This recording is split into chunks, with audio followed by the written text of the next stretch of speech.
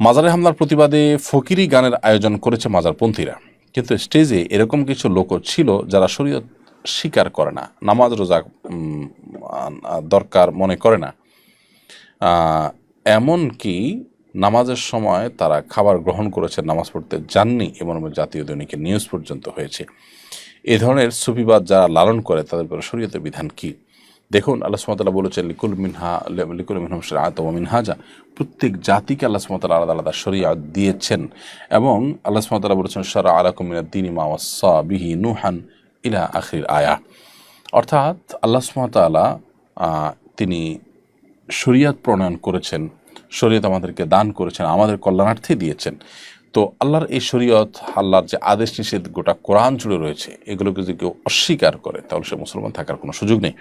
আমাদের দেশে তথাকথিত এরকম ফকির বা মাজারপন্থী যারা আছে, এদেরকে অনেকেই মুসলমান মনে করেন, সাধারণ মানুষ অনেকেই মুসলমান মনে করেন, এবং সেটি নিছকই আমাদের ধারণাগত ভুল। মূলত কেউ যখন শরীয়তকেই অস্বীকার করে, আল্লাহর আদেশ নিষেধগুলোকে অস্বীকার করে, তাহলে সে আর মুসলমান থাকে না।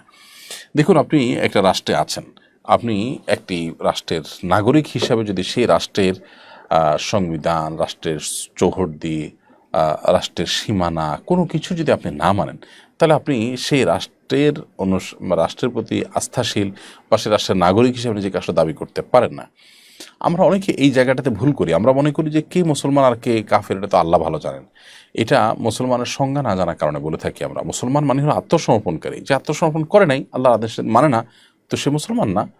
আর যে আত্মসমর্পণ করেছে আল্লাহ সুবহানাহু ওয়া তাআলার কাছে, মানতে পারুক না পারুক, সে স্বীকার করে, তাহলে এই ব্যক্তি হলো মুসলমান। অতএব এই যে এই সমস্ত পীর ফকিরদের একটা বড় অংশ, তারা কিন্তু ইসলামের গণ্ডি থেকে খারিজ হয়ে যায়। তারা নামাজ কালাম পড়ে না, রোজা রাখে না, এবং নানা রকমের অপব্যাখ্যা কোরআনে তারা করে থাকে। তারা যেভাবে কোরআনে ব্যাখ্যা করেন, এইভাবে ব্যাখ্যা যদি করা হয়, তাহলে সেক্ষেত্রে দিন কেন, দুনিয়ার কোনো কিছুকে আর ঠিক রাখা যাবে না। এক একটা মন গড়া ব্যাখ্যা হাজির করা যাবে। বিধায় এই মানুষগুলোকে আমরা হেদায়েতের পথে আসার জন্য আহ্বান করব।